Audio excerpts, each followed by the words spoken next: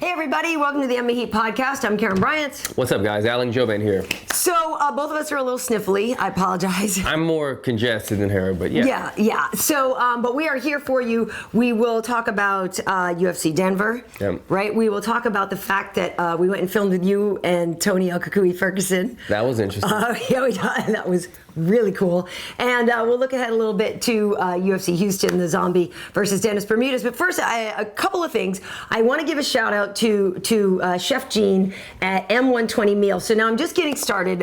We dropped off some food. So this is, I was halfway in it, and then so this is like a grass-fed beef, which is very good. Does it smell good? My nose is stuffed, but I smell it. It smells really good. No, it's good. It's good. And then, so for dinner, what did I say? This is chicken. This is going to be chicken with like sweet potatoes. 39 grams of protein. Yeah. So this, I know, this looks really very good. So I'm looking forward to it. It's M120 Meals if you guys want to look into it. This morning before tennis, I had the Nutella. Oh, it does smell good. Nutella protein pancakes with a little turkey. I know. You had me at Nutella. Yeah, it was really, really good. So I'm just getting started with this. I'm very excited, but you guys should look up M120 Meals and stuff. So it's yummy. So yeah. Good stuff, yeah. And we had fun at your birthday party, at Nicole's birthday party. That was good. Yeah, had a good time, man. That was like the day that I actually got sick. I woke up that morning sick. Went train with Tony. Did all kinds of crazy stuff, fun stuff, but crazy stuff. Had to plan my wife's 40th birthday party. We had it was like a 40th birthday bash. I had probably like 50 or 60 people. You had a lot of people there. Inside my house. A magician, my buddy Zach, check him out. He's at what's it called? The Magic Castle. Magic Castle, right. Zach Wallman? Shoot, I don't know. What's your last name, Zach? My bad, brother. But anyway, he did a great job. Had a fun birthday bash, man. You guys came out. It was fun. Hanato Laranja was there. Hanato made a trip over there. Brought his dog. Yeah, brought his dog. I don't know why he brings his dog everywhere. It's like a stress reliever, I guess. But he and Buster almost got into it too. But it was cool. They were cool. My bulldog wasn't feeling it, but I had to lock him in the bathroom. Yeah. No, but it was really fun, and hopefully that Nicole had a good time because she looked great. She looked like she had a good time. It seemed like it. I can't tell. When you host a party, those of you that probably know this that host parties, it's like you get so caught up in everything that you don't get to really enjoy the party. I'm getting better at it, but man, I feel like every time I have people over, I'm you didn't drink enough. Clearly, when I host a party, you remember, like you've been here from meals and things like I'm not afraid to enjoy myself. Like I feel like I'm allowed to have fun too. I was sipping the Jameson. I did notice that. Yeah. I had to drive home. So water. Yeah, I only had a couple. But your magician friend was really good. But he's so good. He's that kind of like that FU good. Yeah. Do you know what I mean? And you're watching him, you're eyeballing him, and then he pulls something off. He's like, it's funny because he's either Zach, a purple or brown belt in jiu-jitsu at 10th Planet. That's how I know him. And he was saying, he goes, at most parties, I feel like I can kick everybody's ass, but at this party, not because half the people at my party were fighters or in the industry or something. So he's a good guy. Yeah, no, it was cool. It was cool. All right, well, let's get to it. We're already a little bit through round one here, but that's cool. I want to talk to you about the main event. You know, I'm pretty sure if people backed up the tape, we both kind of said that we thought Julianna would not necessarily get away with the win. I think we were saying how technical Shevchenko was. I can't remember what I said. That's why I'm keeping quiet. We did. I backed it up because I Did you check? Yeah, because I did. I feel better then. Also on Trocasal, which I do with Evie in Português, both of us said the same thing. Like, we have a lot of respect for Julianna, and we know that she has been improving so much lately, but when you just have that like raw aggression and stuff more against somebody who's so technical, it's hard. I couldn't remember. I'm glad you're saying that because I kept thinking about it after the fight. I was like, who did I pick on the podcast? I don't think we said definitively, but we were leaning toward knowing that it was going to be a real uphill battle for Julianna. Because I was kind of interested in seeing how Pena did. Yep. If she was able to beat Shevchenko and move on and fight for the belt. But yeah, like you said, I think the technique kind of was going to be too much. But Valentina, I feel like she did amazing. First of all, I didn't know that she had that. You know, she's a judo black belt. Is that true? Well, nobody knew she had the jiu-jitsu. She's a Muay Thai fighter who is like one. She's much more known to be a striker. Much more known as a striker. That's all I thought she was. I knew she had other parts to the game, but I didn't know she was that strong in that area. I heard that. I think she has a judo black belt. I'm not sure about that, but obviously, if you have a judo black belt, you have good hip tosses, but you also have good arm bars. Ronda Rousey. Rousey. Right. So it showed there. I think Julianna Pena was just not expecting expecting it. When she put her elbow down on her body and she left it there to go and start punching with the left arm. I mean, this is like when you train jiu-jitsu, when you practice the armbar drill. Most people know what I'm talking about. When you practice the armbar drill, you put both arms and you lock the armbar, you swivel your hips, you lock. It's like that's how she did it exactly like how you practice it. And it's hard to do that in a fight because normally people will rip the arm out or they'll punch you in the face. But she left it there for too long. I don't think she was expecting it at all. And for a moment, it was almost a belly down too, right? Yeah, because Valentina was all over her and everything. But there was a point when it looked like Julianna was trying to throw something up from her back. Yeah. But then that didn't really work. But yeah, I didn't expect Shevchenko to get the armbar like that. But at first, when she looked, she was like going belly down. I was like, oh, that's the most badass fight. That's my favorite. Because I mean, now not only is your hip pressure, but your body weight. I mean, it's just bad stuff's gonna happen. I wonder too. I didn't get to see the post-fight press conference, but if Julianna Pena, if she was hurt after, if she might have injured her arm, if it popped a couple times, because she seemed like she grabbed her arm in agony after, like it seemed like it probably popped a few times. She seemed to have good flexibility. Most women fighters have more flexible arms than the men. But she was stretching it, It looked like it could have been hurt. Yeah, I looked at the press conference after Valentina came out and spoke. I didn't see Julianna come out and talk afterwards. And I will actually kind of reach out to her management and try to see, if there's anything to that, if she is hurt or not. I think if anything, more than anything, her pride's probably hurt. I mean, she talked a decent amount of smack. She talked about how she, thought she had already earned the title shot and deserved the title shot already. But okay, if you guys are asking for me to do this one more fight, I'll do it. I mean, granted, we know how hard Valentina is, so I'm not saying bad idea to try to avoid fighting Shevchenko. But it's tough. We've talked about this before. You want to go and big up yourself and you want to build the fight up, so you got to say a decent amount of stuff. But it's tough when Valentina's just like a silent killer on the flip side of it. And she's gotten very good, Julianna, for sure, at her trash talking. Yeah. She's very good at it. She's very good. I mean, that one shot, that one scene where, like, I guess it's her boyfriend in the cop car behind her, where she's like running through the streets of Chicago at wintertime. That was like out of a movie. The UFC loved that. They kept showing that every time they would show like B footage on her, they would show that one shot, and she just keeps talking. She keeps talking trash. She's very confident now and relaxed in front of the camera. She's very marketable. They love. I feel like almost they wanted to push her. Yeah. But at the end of the fight, Dana seemed to be very happy with the outcome. He seemed kind of like I saw a couple of pictures of him joking around with Valentina. You can always kind of sometimes tell. I said always, kind of sometimes, which doesn't really make sense. Definitely, maybe. You can definitely maybe tell. You can definitely maybe. Jumbo shrimp. You can sometimes tell after the fight when Dana isn't that pleased with the outcome. You know what I mean? When one of his favorites win and he's up and he's big smiles, and sometimes when one of his favorites lose, you can kind of tell he puts the belt on and he's kind of silent. But he seemed to be pretty happy with the results of this one. Well, to be honest too, it's you have a rematch of Shevchenko versus Amanda. Right. So it was a good fight the first time. Amanda won the first couple rounds. Shevchenko came on strong later in the round. So that's sellable. It's a rematch. It's sellable. I don't know. What did you think of this? They did the WWE. Yeah. What did you think of that? And it's funny. They sprinkled that in there to kind of spice it up. Yeah. But with the like English as a second and third language smack talk is kind of, but it was kind of endearing though. Yeah, I mean, it was a little bit of flavor from Bellator, I might say. But it was good. It was good to see that they're both going at it and they're both strong. And I would say that the one thing Shevchenko needs to work on, though, that I noted during the fight, is that she allows herself to be pressured against the cage too much. Yeah. I noticed a couple times that when somebody's pressuring you against the cage, it's like a 50-50. If you're both of your butt cheeks, we say one cheek sneak. If both your butt cheeks are in the cage and they're pressuring you, it's like a 50-50 even position. You want to have a one cheek sneak. You want to try to slide out, and all you need is a small opening, and you move out of the way and try to reverse it. It's not as easy as it sounds, but what I'm getting at is you're always looking to go left, right, left, right, left, right. If somebody was leaning on me with their arms and I moved out of the way, they would fall. Right. That's what you're trying to do. You're trying to get out of the way and let them fall against the cage.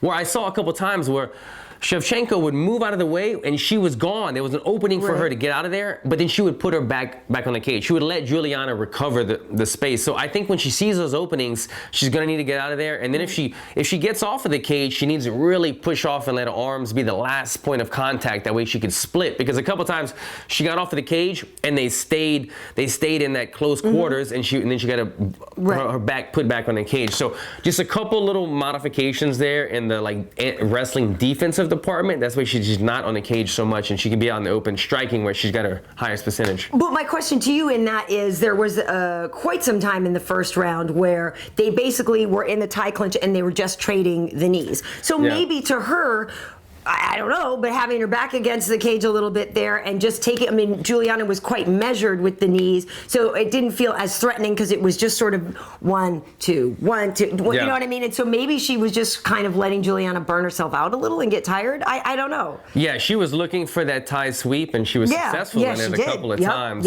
But I wouldn't look to be there moving forward. Like they say, you never want to, she was able to withstand a compromising position pretty good. Right. But moving forward, fighting for the belt, I wouldn't put myself there again. Well, question for you then, when you're looking at Amanda, who is so long, you know what I mean, who strikes so long, it seems like it will be easy for Amanda to back her up. I mean, she got Misha back to that, behind that black line in like 2 seconds.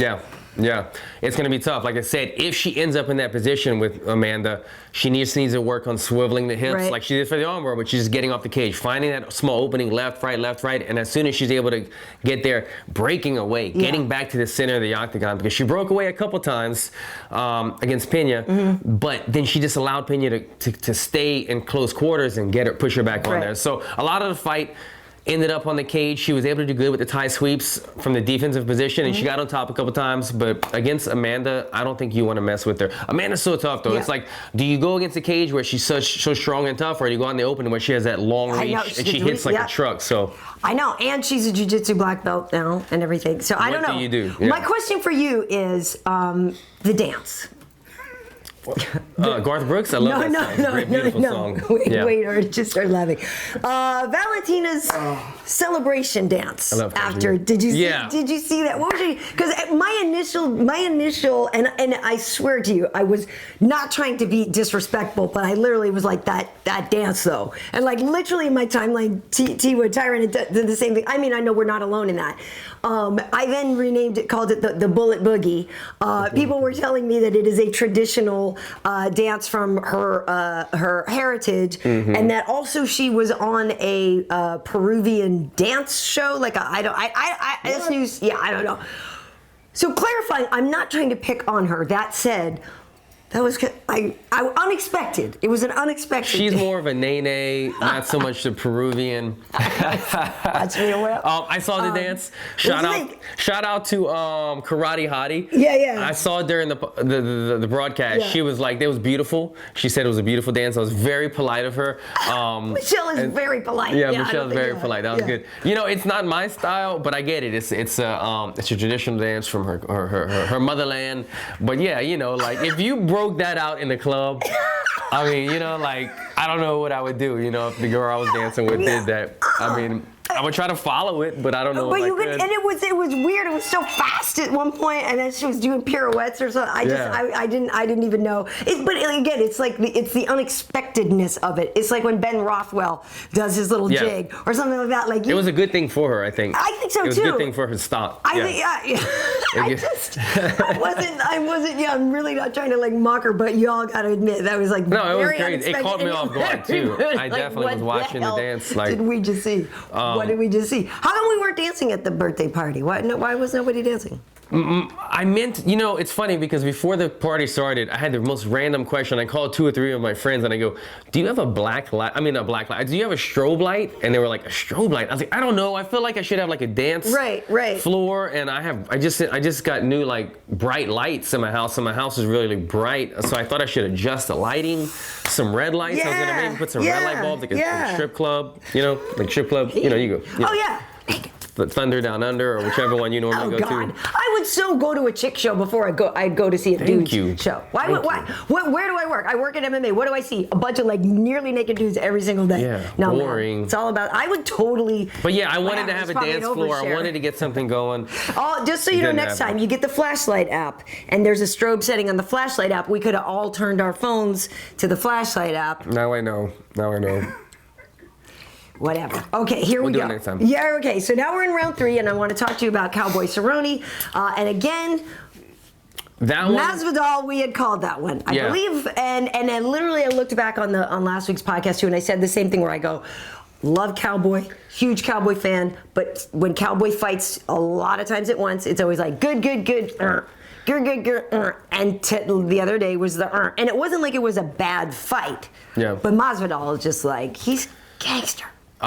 It sucks because, like you said, we're both Cowboy fans, and like I felt bad. He's in my weight class, and I might fight him one day. But watching him lose, I just felt bad, man, because he's such a, like, you always see him just like kicking ass, and getting bonuses, and then going through shots. And he never says no. And yeah, you know. So to see him like glassy-eyed and like heartbroken, and you know, he got knocked out twice basically in one fight. It was tough. I really felt bad for him, man. I really like Cowboy. If we fight one day or not, I like the guy, but. Like he said, I mean, we broke that fight down before the fight to the T, and it played out pretty much how we said it was going to play out. I mean, Cowboy fighting too many times in a row, fighting a guy like Masvidal who's in your face, who doesn't want to shake your hand, style-wise, and then also, look, Cowboy fought the weekend before I did. He fought at whatever that card was. I fought the weekend after him. I got a call from the UFC a week after my fight asking if I wanted to fight on the same card as Cowboy in Denver. And at first, before my fight, I was like, I want to fight back-to-back. I got the phone call to replace somebody. I was supposed to fight the Chinese guy that fought on the undercard. Oh, really? Yeah, That guy, Lee. Yeah. So they wanted me to fight him, and I was like, I'm down. At first, I said yes, and then I started thinking about it, and I was like, man, I'm supposed to go to Big Bear the next day for a week. I have a Christmas parties. I have all this stuff, and the last fight was so mentally draining. Long story short, obviously, I didn't take the fight. I needed that mental break. My body was pretty good, but mentally, I needed that time to just spend time with my family. I felt like my family was deprived. I haven't seen them for 8 weeks. I've been training. And I needed that, and I'm glad I didn't take the fight. Cowboy fought the week before me, and he said, screw it. I'm going to go jump right back into camp, keep going, not enjoy my holidays, not enjoy my family. And it was the wrong decision, obviously. You know, I mean, either way, the matchup was tough on him, fighting at home, but fighting back to back like he always does, eventually he catches up with you. And it does. Yeah, because he fought it, I guess it was UFC 210, right? And then that was in Toronto, and he beat Matt Brown. But yeah, so that was early January. I mean, early, not 210, 206. 205 was New York. It was 206. I finally corrected Karyn. Did. Oh, God. Yes. All right. 1 to 15 now. I think it was December 10th, but it was UFC 206. Because I was like, I'm trying to get on like 209, I think, so shit. 209. I don't know how we're having. I had a whole conversation with the Diaz's about being on 209. I don't know how we're not having a Diaz on 209. It kind of stresses me out, actually. But yeah, I think that, and also the same thing we had said, it might have been a combination of that fight fatigue of too many in a row, but also he came up against the best guy, you know, that he's fought so far in that division. It's like, when it's that one, when you say I'll take anybody, and then throw you Masvidal, you're like, oh, I meant somebody like not quite as good. Like it was just the perfect combination of the wrong opponent, I think, and you know what I mean, and too much wear and tear on his body. And the thing is, too, is Masvidal was saying how peeved he was at Cowboy because he said that a couple times Cowboy basically stole opponents away from Masvidal. So he was saying, he's like, listen, you know, I'm trying to climb the rankings. I'm trying to do this, do that. And he said a couple of times they gave me higher ranked opponents that were up in the division that would have really moved me forward. And then they end up giving them away to Cowboy. So that makes you think, were we supposed to see Masvidal, Matt Brown? Were we supposed to see, you know what I mean? So you see this kind of thing. So Masvidal has a real chip on his shoulder about that. And so I think for him to be able to then go in there and shut down Cowboy was like, hey, oh, Rook, you're going to give this guy everything he wants. Well, guess what? Now, how about cash me outside? Cash me outside. How about that? I've been jamming that, dude, too, by the way. The mix on that is so good. Derek Brunson just tweeted this classic of that, and with the remix and him. There's a couple versions of it. No, it's good. They're all pretty sick. How about that? But Masvidal, and speaking of the Diaz's, I guess now there's rumor that we could get like Masvidal, Nick Diaz, which would blow my mind. That would be an incredible matchup. I mean, those guys are tailor-made to fight one another, and that is fight of the night. I mean, but who do you root for? I mean, which one, Nate or Nick? You said Nick. I think they're talking. They're talking. So Nick's Nick, talking about coming down. They're talking about Nick Masvidal, but I mean, shoot, I would. Nick take hasn't Masvidal. fought at welterweight in quite a while, though, right? No, but he can still do it. Yeah, I mean, I would take any Diaz against Masvidal. That would be actually, right? That's what I mean. Either one doesn't really matter. Yeah, Like just Diaz against Masvidal. Doesn't matter which one. Yeah, I think that would be pretty amazing. We're hydrating. Let's hydrate. But yeah, man. Are you good? He just had the perfect game plan. I mean, not game. You could tell. You saw when Masvidal walked out and the entire arena booed him, and he was like, all day, baby. Like it didn't affect him, man. He's mentally strong.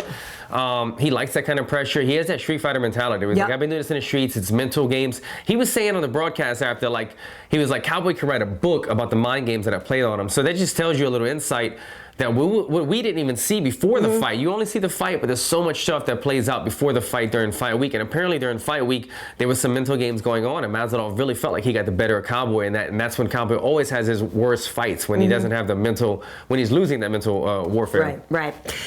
Tough go of it for him, but it was a great night for Francis Ngannou, dude. So. What's that guy's name? Nickname again? What's it? He's the Predator. No, I know he's not the Predator. He used to look like the Predator with the hair. Yeah. Whatever. I love that guy. No, I know. He looked like the Predator before, but that isn't his nickname. Ngannou. So Ngannou was going up against Andrei Arlovski, and again, best competition he's facing, a former champion. But from the outset, this one looked like it just was going to be a tough night for Arlovski, because Ngannou's just been winning, and he's crushing people. He's knocking everybody out. The last fight he got that Kimura, and they literally, the story is that he learned it back. Yeah, it is the Predator. Okay, that he learned it backstage. That like somebody literally showed him that before, and that he's just so strong and so just able-bodied, basically. Yeah. Do you know what I mean? To learn all this stuff. And you know, Arlovski in the past, obviously, he was a champion. Then he hit a down streak where he lost a bunch in a row, and everyone's like, "Oh, he's got a glass chin, and he should stop." But then he came back and he did really well. Yeah. But it might seem like it's time to stop, which is not my job to tell somebody to stop, but diminishing returns for him now. And the guys are just getting stronger and younger and better and faster. I'm just trying to think of what before this loss to that Arlovski took. What was it? Was he on a win streak for a couple? Well, he was, but then he lost to Overeem. You know, remember he beat Travis Brown, that ridiculously amazing fight. I was at that one. That was amazing. But then Ben Rothwell beat him too, I think. So he's kind of been like 1-1. Yeah, and then he just he's had a couple of losses in a row, and so and it's tough because he's one of those legendary figures. When you see Arlovski walking in, it's like some badassness is about to happen. He's cool looking, got the fangs, you know what I mean? Yeah. The whole bit. But I really just feel like now, when you're looking at guys like Ngannou, when you're just looking at some of these younger guys, even Derek Lewis, who technique-wise isn't quite there yet or whatever, but you have this. It's a turning of the crop here. Yeah, the guard. I mean, Arlovski's awesome, but yeah, I think I don't know if he realizes this, but I mean, I think most people kind of know that he's not really going to make in that title run anymore. Right. He's just that tough veteran. People still love to watch him fight. But like he said, like when he went on that 4-fight knockout loss, starting in Strikeforce, and then it was bad. And people were calling for him to quit. And then he had some amazing fights after that. And he kind of like, revised his career. Yeah. And so people were still like saying, you know what, maybe he still got it. But you still see. It's hard to tell because I think once your chin's lost, obviously it's gone. You don't get your chin back. He just had some fights where he was able to kind of not go completely out. He was able to weather some storms. But Francis Ngannou knocks him out with like a falling back right uppercut. And it's like, is Arlovski's chin gone, or is Francis Ngannou just a monster? And is his uppercut his best punch? Because the fight that I fell in love with him was the one where I forgot who he put away, but he did that double uppercut. It was like a right uppercut, left uppercut, and just put somebody to sleep with that. And it looks so effortless and so natural, which to me, a double uppercut is like it's a hard punch to land in a fight. You see the Diaz brothers, they'll go forehead to forehead, and they'll throw like some light ones, but he goes power, like reload, double uppercut, and puts people to sleep. And as you saw in the fight, he put Arlovski to sleep. Or he didn't put him to sleep, but when he hit him, Arlovski fell. I mean, he went like off his feet and fell back, and it was off. He went left hook, right uppercut, falling backwards. And to do that much power in the heavyweight division against a guy like Arlovski, he's everybody's riding high on him, and I see why. He's an athlete. He's running fast. He's putting guys away. Yeah, Wade's got a stat for us here. Francis, there's Josh Barnett. Yeah, he beat Barnett, right? No. He lost to Oh, yeah, okay, right. Francis lost to Barnett. No, Arlovski. Francis is undefeated in the UFC so far. He's had 4 losses. Right. Francis, Josh Barnett, Alistair Overeem, Stipe. Right. Oh, with Stipe. That's right. The Stipe fight, right. After Brown, though, he beat Frank Mir. Yeah, right. So, Okay. But Ngannou, I don't think has anything that's not power. And like you said, that punch legitimately just lifted Arlovski off the ground, which was insane. One thing I want to say too, and I was tweeting about this, and we pick on, we don't. It's actually a really great thing. DC loves Ngannou. Like I was seeing that. Yeah, like his bro crush, and it's great. And I even tweeted this picture of them from backstage in Chicago during the summer. Like DC definitely wanted to make sure he met him and like shook hands and hugged. Like I think he just can tell. I mean, we all can tell. Like this guy is just like raw material, and he does really good things back home in his home country, building gyms and really trying to help other people. He's a good dude. But just so people know, I'm totally not making fun of that. Like, I think it's awesome that when you have a veteran, you have a champion that sees a newcomer, sees a guy on the rise, and is just like, man, I'm a fan. I think that's awesome. I think DC's up to something. I think what he's doing is protecting Kane. So Kane knows she's like, oh shit, I gotta face this guy. Right. DC, go befriend him, bring him over to bring him here. AKA, and then he'll be part of the team. He'll make us all stronger. We don't have to fight each other. That's what's really going on, Daniel. You might not. I mean, the thing about it is you might be onto something. I think so. Is that how you Lafayette boys work? That's what we think. We're kind of manipulative. You are. Yeah. You got a little scared. Honestly, that would not be the worst thing. Because in the otherwise, world. Kane's at home like pissed off. Like I thought we were best friends. Like what the hell, man? Right. No, I thought we were homies, man. All right. As we get into round 5, it's probably very, very good. DC is crafty too, like that. We do have a fight coming up this weekend. We have the Korean Zombie versus Dennis Bermudez. So I'm leaving for Houston early in the morning on Thursday. I'll be going down there. I'll actually be working with 2 champs, DC and T Wood. It's exciting. The Korean Zombie, he's been gone since 2013. He had to do his mandatory service in the military, coming up against Dennis Bermudez, who I think, win or lose, Dennis Bermudez is always really, really fun to watch. Like, just goes for it. Just does all kinds of just nutty whatever stuff. But I'm curious to see how the Zombie does, like 3.5 years away. Obviously, he trained and everything and got ready for this fight, but I wonder like how impactful ring rust will be. Yeah, it's funny because you hear one person say there's no such thing as ring rust, and the next person says there is. I mean, with anything in life, if you're not doing it on a day-to-day basis, you're gonna get rusty. We're gonna get rusty. Some people will just perform better under pressure when the lights are shining. They have a good day, off day. It's hard to really tell. But I would have to put my money on Dennis in this fight just because he's been doing so well in the UFC, and he's just the way he's built, man. The guy's like a fire hydrant. He's a really good fire hydrant. He's a really good fire hydrant. He puts fires out. He's very good at it. He's built like a fire hydrant. He's a really good wrestler. And he is. And I think like he could use that explosive grappling. To his advantage against the Korean Zombie. And he's just been away for too long. I haven't seen enough of him, so we don't know how much he's been training or how much he's been able to do, or how much he's been able to evolve during his time off. Well, remember, the Zombie got to the point where his last fight was Jose Aldo. So, do you know what I mean? It's not like the guy wasn't good, obviously, in his day. So, and I suppose he's still pretty young too. It's not yeah. So I think that's going to be a lot of fun. Felice Herrig is in action against Alexa Grasso, so that should be really interesting.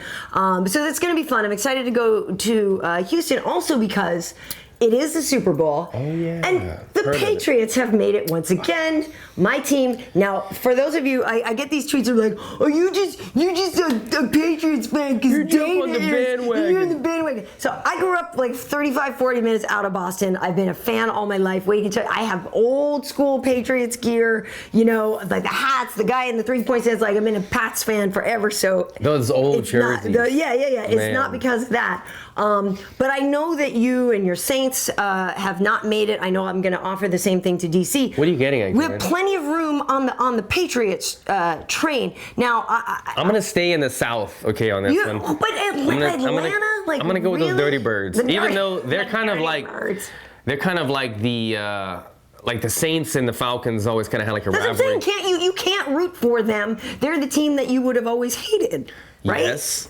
So now, they didn't beat you, so it's not like, well, I mean, kind of, but it's not like you the guy that beats you want to win the whole thing. I gotta be honest, this is the least amount of football I've watched all season. Yeah. But I'm just not going for What's wrong with Tom Brady? What's wrong with Tom Brady? How many rings does he need? How many wins do you need? Alan Jouban. Go lose a fight, Alan Jouban. You've won too many times. How many contracts? I mean, how many Super Bowls? He's got enough good stuff. He's good.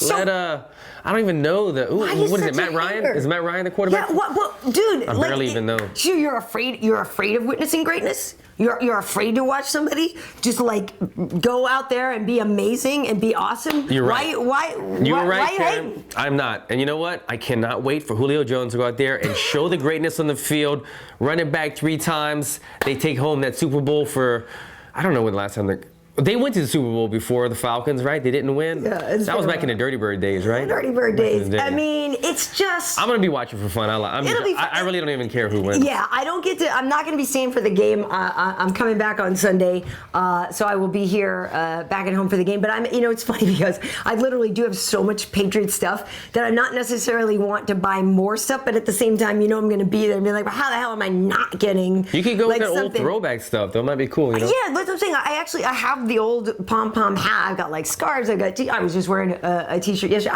I might go for like, I don't know. I have a baseball hat, and my friend works right directly with Bob Kraft, so I'm hoping to see her down there. Ooh. Yeah, Ellen, I got kind of big deal there. friends. I've got some big deal friends. She's a lawyer. Hi, Robin. She's awesome. She sent Manny Gambori and some fat stuff. What's his name? Bob Kraft. Yeah. Bob Kraft and Tom Brady. You guys are It's your boss. Owners in the UFC now, so go Patriots.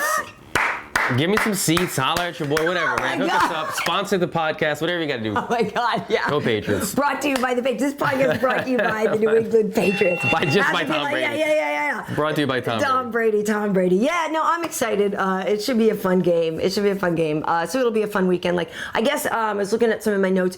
Our weigh-in show is shorter on Friday because I guess they're not doing the ceremonial weigh-in. Like, they'll do the morning thing. But we'll have a weigh-in show where we'll have some interviews and we'll definitely break stuff down. They're not televising. Yeah, we'll show highlights from it, so it's definitely going to be worth watching because you'll still see all the stare downs and all that stuff. But then on Saturday, we're going to have an extended 90-minute pre-fight show. Okay. Yeah. Okay. Yeah. And we're looking to like roll, some cool people will be coming through because there's obviously going to be a lot of fighters in town for that, and then a bunch of other people coming in for the game too. So that's going to be fun. So that's what I'm doing. So I'll leave on Thursday. We got you. Oh my God, dude! UFC tonight on Wednesday. Ice Mother Cracking Cube is coming in. Ice Cube's going to be on the show. So excited. Yeah, What's he doing? He and Charlie Day have that movie coming out called Fist Fight, and the rumor was that Charlie might be coming too, which would be awesome. But Ice Cube is coming now. I don't know. You're a fan, right? I mean. I'm a fan from the old school. My son loves his new movies where he does these like he plays like a babysitter in some movie. My son has no idea about Ice Cube, but he loves. Well, he's great, and he's great in the Jump Street stuff. But I love Ice Cube. His music is great. I think he's amazing. It's bad because I have him on my tapes or whatever on my iPod, and like I sing his stuff out loud. I'm like that guy, on the treadmill, and I'm not doing it for attention, but I can't help it. And so, I was rowing the other day, and I was gotta say it was a good day. And then I'm like, but like those lyrics are not what you should necessarily be singing out loud. Are you gonna like fan out on him when he gets there? But I have interviewed him before. I interviewed him years and years ago, so I'm gonna try to look it up. It's when I used to work at FX and did the show called Sound Effects, and so I actually interviewed him ages and ages ago. And I remember I was like, wow, that's a giant ass diamond. He had like a diamond, I was like, damn, Cube, woo! But I clearly. That'll be fun. So they're promoting the movie a little bit. They're promoting the movie a little bit, and I'm assuming he's probably a pretty good fight fan. Or UFC fan. Of course. And the funny thing is like I know I'm gonna geek out, but like DC was beside himself when he heard that he was coming in. So it's going to be fun. You guys are definitely going to want to see it because we're probably not going to let that man leave the building. We're all just going to be, and we'll be like, no, one more picture, no, one more video. No, please, Ice Cube, I love you. He's such a cool dude. So yeah, I'm really looking forward to that. So big week. And before we go, because we need to go soon, I do want to talk about the footage we shot with you and Tony Ferguson. So on Friday, you guys were training together. We went to Glazer's Gym, Unbreakable, and this was something. It was very unconventional, as Tony always sort of is. Yeah. But how did you guys get together? How long have you been training with him? Yeah, I mean, so me and Tony pretty much know each other from 10th Planet. We've trained together at 10th Planet a couple times through Eddie Bravo. He's still going there pretty consistently, I believe. And he just kind of reached out to me. We've always stayed in touch, but Tony has a big fight coming up. And Tony is unconventional. He does kind of his own thing. He doesn't really have a set team or a set coach. He kind of change where he wants or find training partners. So he told me he's bringing in a couple guys specifically to help him kind of mimic or just be a good training partner for Khabib. And so he reached out to me as well, and just to kind of help out, get some stuff going, do some striking. And we went to Unbreakable, had a fun session, unconventional session. It was cool. With Arnold over there. He's a lot of fun. And then we actually trained today in Costa Mesa together at Bisbing's UFC gym. Nice. At Bisbing and Cub Swanson's nice. gym. So yeah, people need to stay tuned for that, because I put some of the some little clips out on Instagram. So if people kind of want to see a little bit of teaser, your overhand right was pretty sick. I was like, and I saw you throwing it. I was like, let me get this great angle. It was a left, but yeah, overhand right. Overhand left. That's right. I'm sorry, it's your power hand, right? I did like. No, dude, that was pretty sweet. It was a pretty good. I did have to repost that. Yeah, you did. I was happy with it. But what I was getting at is, man, this is gonna be a fun fight. I mean, Tony is gonna come with some crazy ass stuff, and if anybody's gonna try some weird shit in an octagon, it's gonna be Tony. I mean, the guy breakdances in between rounds, so he's practicing some even more crazy stuff with this fight. So look out for it. It's gonna be a fun one. It is, and it's gonna be interesting. And I did do an interview with him after too, so we're gonna be putting that out, talking about that unconventionality, how that goes up against somebody like Khabib, who is like so good at the traditional elements. Do you know what I mean? So people can stay tuned for that. I am lining up to talk to Angela Hill before her fight this weekend, and hopefully I can get Beck Rawlings too. Jermaine Durandamy also on the way. So some good stuff. Just trying to stay busy. Staying busy. Trying to stay busy. Dog shows coming up. Dog shows coming up. I'm jealous about that one. So excited. It's so funny. Some hater tweeted the other day to me, and I actually had to laugh because some hater was like, "She totally sucks. She's gonna be covering like bowling soon, or something like lame." Because you're doing a dog show? Lame. And I almost wrote him back and be like, "You're close. I'm doing the dog show, but it's actually like the greatest dog show on the planet." But it was funny. But yeah, no, apparently I totally suck. I got into some chat last night on Facebook, and some guy was talking about me and RDA, and then somebody goes, "Oh, Jouban's gonna get whooped. He totally sucks." And I was like, whatever, let me chime in. I was like, yeah, this dude, he totally sucks. And then immediately this dude was so cool. He was like, oh shit, I'm no longer a keyboard warrior. Dude, you're totally gonna kill him. I'm drunk. I just came from the bar. My bad man was the biggest fan. I was like, that was so quick, bro. Like, I thought we were gonna go at it a little bit, but they come back. Yeah, they come back. Funny. That reminds me, I need to still answer Paul Daly, who answered us on last week's podcast. Oh yeah. I still need to talk to him. I think he's awesome. No, and it's funny. And somebody said something about, well, since Misha's on the show, they don't need Karyn. Now, two things. Apparently, you actually can't have two women on a show. It doesn't mean it turns into a Lifetime television movie. Like you can have two girls on a show. Two women? At the same time. What's wrong with two women? But that's what I'm saying. Usually you would think about that. And also, if this person doesn't see the difference in our skill sets, then you're an absolute freaking moron. So that's all I will say about that. Very different people and very different abilities, and it's not Highlander. There does not only need to be one. She's a traffic cop. She hands it over to us and lets us do what we're good at, and then we hand it back to her and let her do what she's good at. Yes, because y'all have to answer to me. Yeah. Because I'm running. How about that? Where are you on social media? I'm all over the place, but check me out, Alan Jouban, Nothing Changed. Oh, and by the way, speaking of Tony Ferguson a while ago, Paradise Warrior Retreat. I've mentioned it before. I did one in New York. I did one at UFC Gym Northridge. We're doing another one February 11th. If you were in LA, come check it out at UFC Gym Northridge. ParadiseWarriorRetreat.com. You can sign up. Tony Ferguson and myself doing a 2-hour seminar. All levels are welcome. You check out the prices over there, and yeah, man, you'll get a bunch of great stuff with Tony, with me, pictures, autographs, all that stuff after. So check it out, ParadiseWarriorRetreat.com, February 11th. Pictures with a real life model. There you go. I really do modeling. I know you wouldn't think so, but I do sometimes. I love that you're letting the fro grow too. You're letting the fro out. I got to do something with my hair. I got to change up the style. I don't know why. I just it's random. All right. So on Instagram, I'm KV Heat. On Twitter, Karyn Bryant. YouTube, Karyn Bryant. We also have MMA Heat on YouTube, Facebook, all that good stuff. Trocasau MMA on Twitter, and Evie and I will probably be doing another Trocasau later this week too. So that's it for now. Thanks for checking it out. Peace, guys.